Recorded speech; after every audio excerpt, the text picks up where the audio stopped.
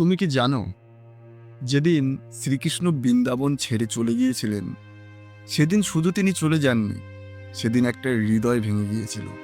আর সেই ভাঙার শব্দ কেউ শুনতে পায়নি।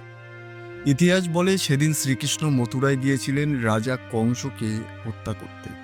কিন্তু ইতিহাস এটা কখনো বলে না সেদিন রাধা কিভাবে চুপচাপ কদম গাছের নিচে দাঁড়িয়েছিলেন।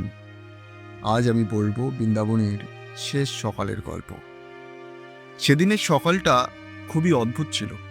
চারিদিকে সবকিছু যেন থমকে গিয়েছিল, সুরে কোনো আনন্দ ছিল না। যমুনার জলও যেন শান্ত, খুব ধীরে ধীরে হাওয়া বইছিল। যেন পুরো বৃন্দাবনবাসী জানতো আজ কিছু একটা বদলে যাবে। সেদিন শ্রীকৃষ্ণ খুব ভোরে উঠে বসেছিলেন। সাধারণত এই সময়ে তিনি বংশী বাজাতেন, কিন্তু আজ তার হাতে বংশী ছিল না। কারণ আজ তার সামনে ছিল না প্রেম, ছিল শুধু কর্তব্য। মথুরা থেকে খবর এসেছে অত্যাচারী রাজা কংসকে শেষ করতে হবে, নিজের জন্মদাত্রী মা বাবাকে মুক্ত করতে হবে।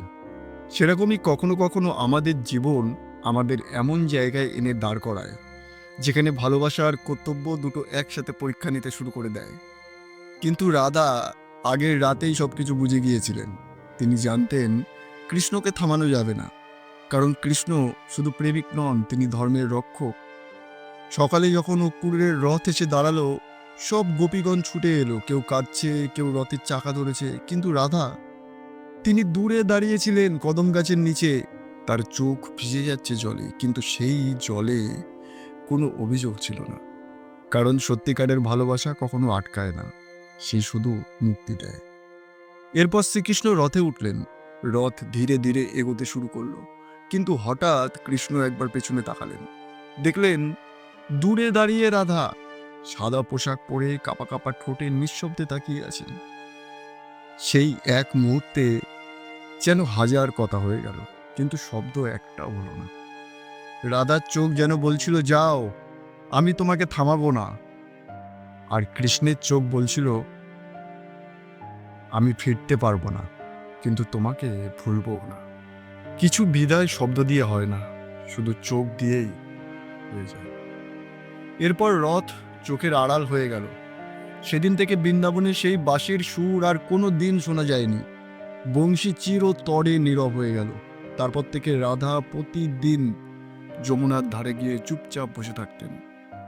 যদি কেউ তাকে জিজ্ঞাসা করত, কৃষ্ণকে ভুলতে পেরেছো, তিনি শুধুই হাসতেন। কারণ কিছু ভালোবাসা ভোলার জন্য নয়, সেগুলো বেঁচে থাকে স্মৃতির ভেতরে।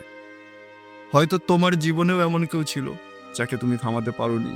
হয়তো তুমি বলনি থেকে যাও, কারণ তুমি জানতে তার পথ আলাদা।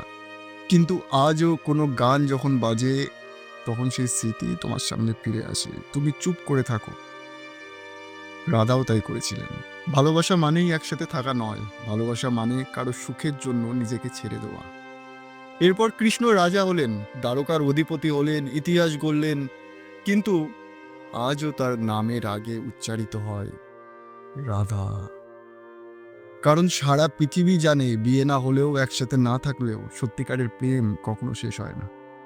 আর হয়তো তোমার জীবনের সেই মানুষটাও আজও তোমার নামের আগে কোথাও লুকিয়ে আছে।